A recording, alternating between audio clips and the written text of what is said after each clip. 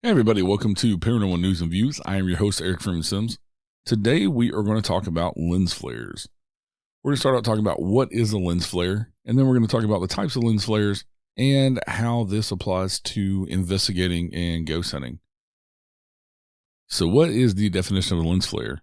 A lens flare happens when light is scattered or flared in a lens system, often in response to a bright light producing artifact in the image. So this is when light comes into the lens and is refracted around between the different lenses. So there's several different pieces of glass in a lens, and there's coatings on those different pieces of glass. And also you can have imperfections in that glass that cause lens flares as well. So if you were to have a scratch or, some sort of imperfection where that lens is not completely concave or convex, then this can cause lens flares as well. And there's many different types of lens flares. We'll go over a few, especially what we see in ghost hunting nowadays. But the first one is actually called ghosting, which is funny. Ghosting is a lens flare that often appears in photographs as circles or rings that emanate from the light source.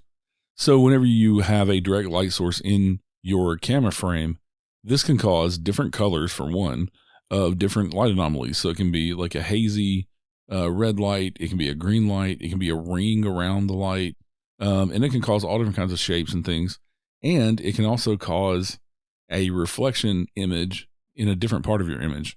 Like in this image, you have street lights and you're taking pictures of the night sky. You can have this image go over to the actual dark part of the picture, and it may look like a UFO when it's really not. This is just what they call ghosting.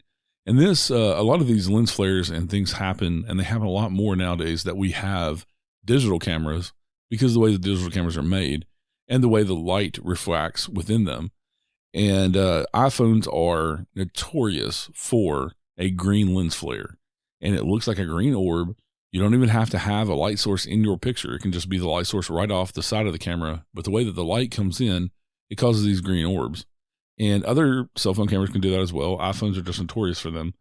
But I've seen a lot of these pictures put online, and people think that they've caught something paranormal when it's not. It's just a lens flare from your cell phone. And here we have several. I'll go through several of these different cell phone lens flare pictures and show you different things in all these different ones. You have the green orb in there.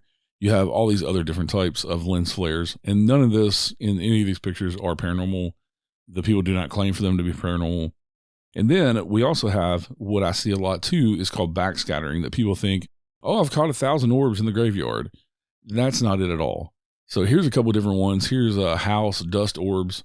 And this is just when these particles of dust are reflecting the light, and this typically happens when you use your flash on your cell phone because it's so bright that the light refracting back, it just causes these little orbs. Here's another one that's caused from rain. Somebody taking a picture at night with a flash outside in the rain, and then you have this other type of orbs that are just atmospheric. You can have hundreds of these in your pictures, or you can just have one or two, and it doesn't mean that it's anything paranormal. Not everything is paranormal.